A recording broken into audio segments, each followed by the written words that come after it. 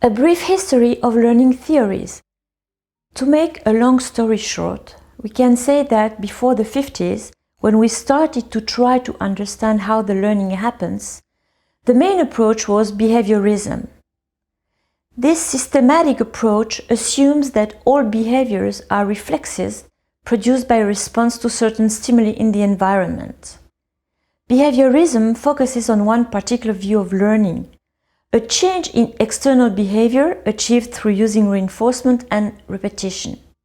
Desired behavior is rewarded, while the undesired behavior is punished. Thus, this teaching approach focuses mainly on rote learning. In the 60s, a new approach called Cognitivism emerged. Cognitivism refers to the mental action or process of acquiring knowledge and understanding through thought, experience, and the senses. Cognitivism is the psychology of learning which emphasizes on how we think and how we gain knowledge.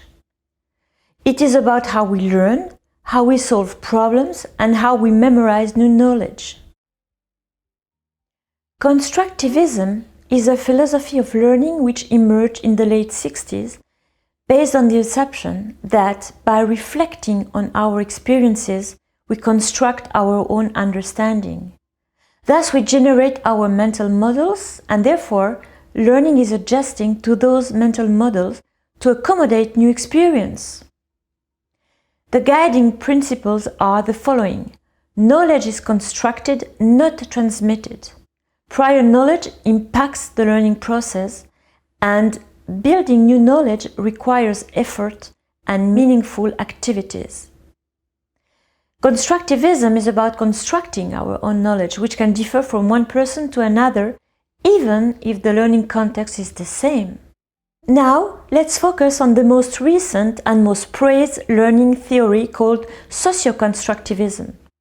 It's impossible here not to mention the Swiss psychologist Jean Piaget, who rejected the idea that learning was the passive assimilation of given knowledge.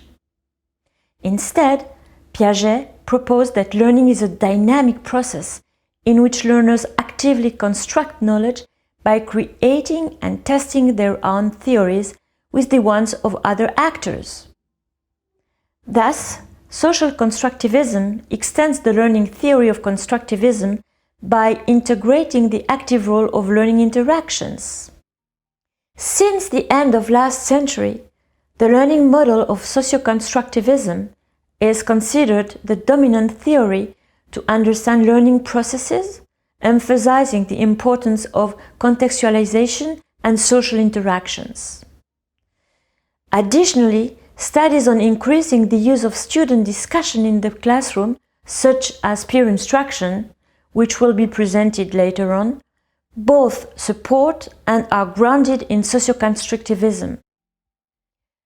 Participating in pair or group discussion allows students to confront their understanding and to build a strong foundation of their knowledge.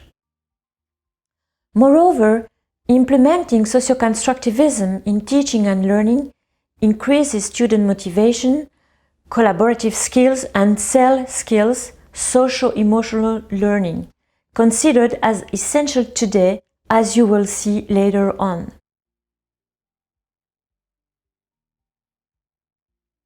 Given the advantages that result from social interactions to make the learning happen, it is surprising that it is not used more often.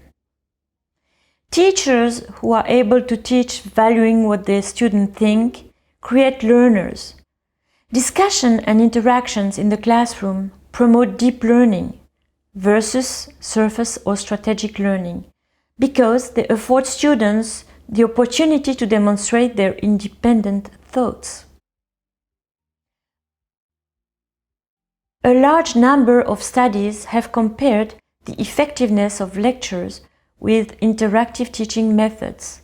The results almost invariably show that active learning methods are more efficient in student retention of information after the end of a course, transfer of knowledge to new situations, development of problem solving, thinking, critical thinking, and in motivation for further learning. Teaching by discussion and interactions differ from lecturing because you never know what is going to happen. At times, this is anxiety-producing. At times, it may even be more frustrating. But most of the time, it is invigorating. It provides constant challenges for both the teacher and the students to learn.